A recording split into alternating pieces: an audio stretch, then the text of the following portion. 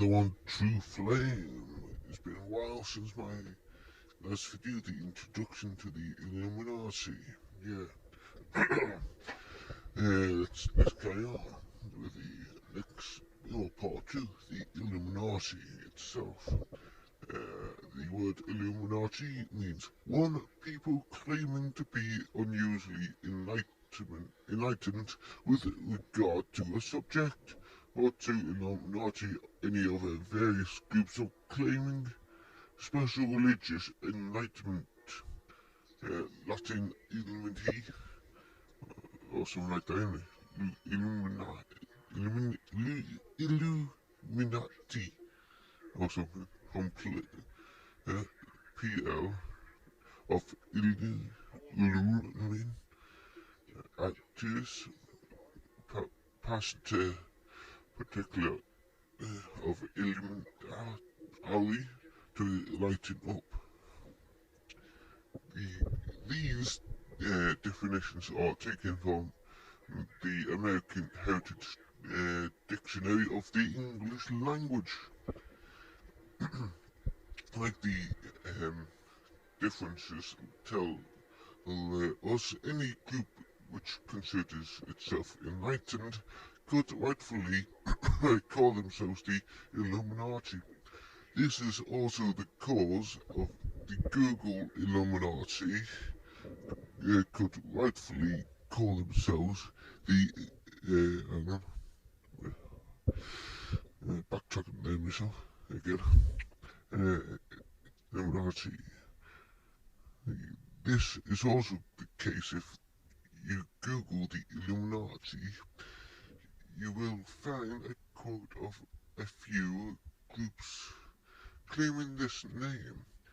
It can be confusing, so before we continue, I want to make very clear that the Illuminati with our discussion here is not a benevolent secret. It's not a benevolent secret society whose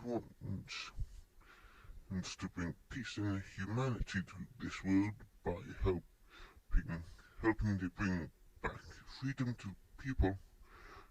I know such a benevolent group exists, and also happens to call itself the Illuminati. So I apologize for if some people will mix up the two different mix up the different groups, or the different groups even. The Illuminati that we're discussing now, that I am exposing here, is the super rich power elite with an ambition to create a slave society even. The Illuminati can, let's go again.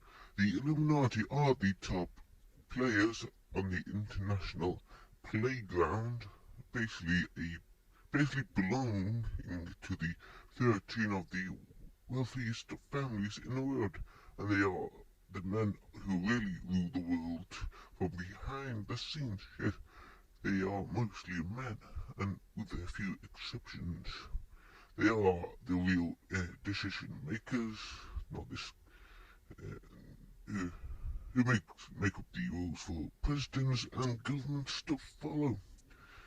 So that's why you see politicians and that promising stuff and not keeping those promises.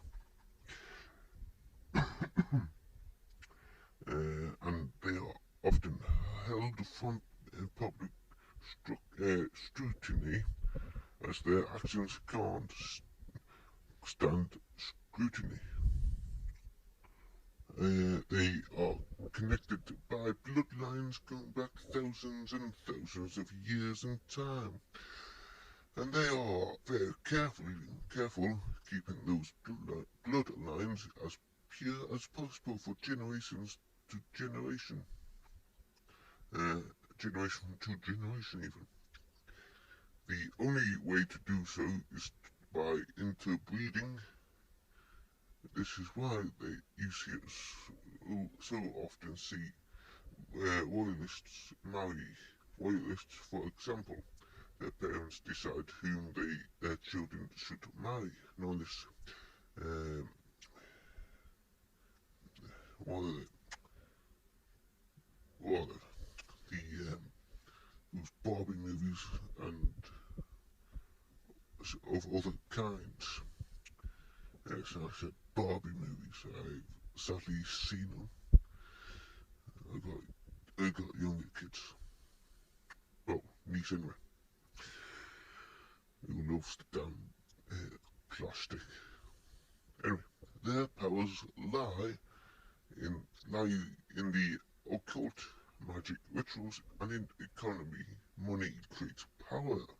The Illuminati own all the international banks, the oil businesses, the most businesses of industry, the industry and trade. They influence, in, infiltrate politics and education, and they own most governments, and or at the very least control them. They they even own Hollywood and the music industry. A good example is the American election for presidency. It is no secret that the candidate who gets the most sponsorship in form form of money and positive media coverage wins the election. That's why you see a black Obama than that older guy or the woman, as this gives the power to create the opposed candidate and effectively promote candidates who will follow the plans of the Illuminati. Media, knowing how to manipulate ignorant people, can easily steer an election is a desired direction, as the candidates that's more selected by the Illuminati wins more often than not. That is okay. I lost myself again. Okay, it is the candidate with the purest bloodline and who is the most corrupt that will be chosen for the job, not being racist in any way. The Illuminati put in top positions people who they know have a dark past. They cannot race a racist remark there. So they can be easily controlled. If these appointed people who are uh, promised fame and fortune if they follow the rules, or breaking the same rules, the puppet masters can easily get them back in line by threatening to put their dirty laundry out to dry in public. If they don't, if that doesn't help, the person will end up like John F. Kennedy and others. More often than not, the Illuminati sponsor both sides to have a game to entertain the ignorant public. They, they decide who will be the next president, and they see that their man wins, and if they have to cheat like they did in Florida when President George W. Bush won over Al Gore, even if they pre-elected candidate for some reason can't win, and the other candidate does, they just go to Plan B, which is very well structured and prepared beforehand should this happen. So basically, no matter which candidate wins, the race they win. They control both the Democrat and the Republican parties, and other parties across the world. Most president campaigns are financed with drug money, which is understandably when you understand that the Illuminati own the drug trade industry as well. Uh, More about this elsewhere, this somewhere in later video. So maybe this one can be different. We'll see. Elections are really not necessary, but they let us vote as so we can have a game, and by letting us do so, they pretend to follow the construction. It gives us an illusion of choice. But isn't the president running the game? Not the least, yes. Think of the president as the CEO of big corporation America. He is the decision maker as long as he is following the policies of the company. If he should have own ideas how to change things, he needs approval from the real owners of America Inc., which is the hidden hand, the Illuminati. The power is not with the politicians, but the Illuminati, whose top players as far up in power as we can confirm are mostly of a sectarian Jewish elite, who in modern time use Zionism, Zionism as a tool to create a Jewish state in Israel with Jerusalem as their capital. Zionists are not be confused with the common Jews who have nothing to do with this treason against humanity. Soon enough, you'll see that you don't even have to be a Christian to realize that the Bible prophecies anti-captivity and antichrist and the end of the world as we know it are actually unfolding right before our eyes.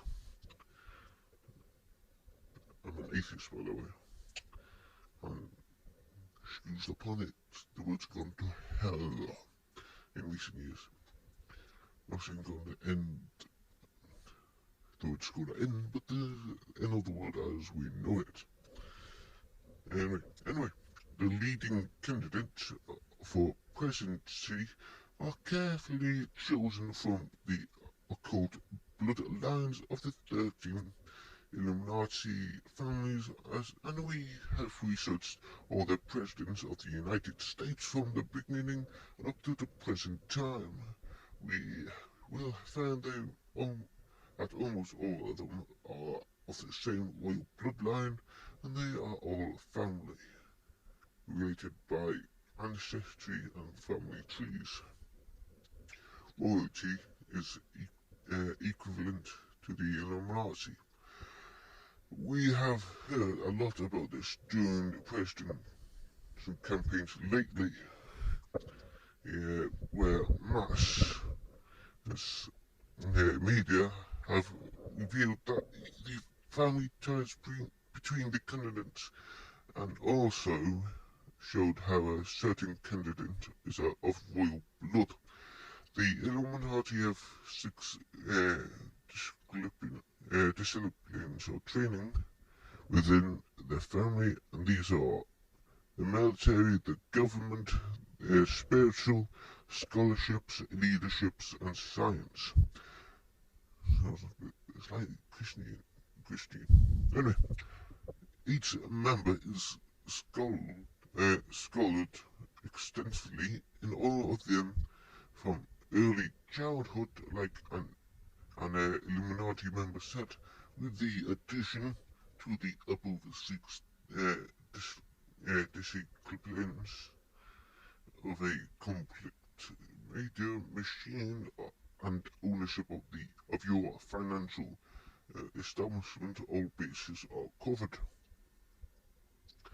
One thing I want to make clear is that only people can join a secret society if you are accepted, but no one can join the Illuminati.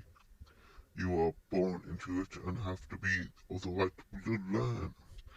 Greedy and evil people join the agenda for power and money, but they can't join the Illuminati. It's so important.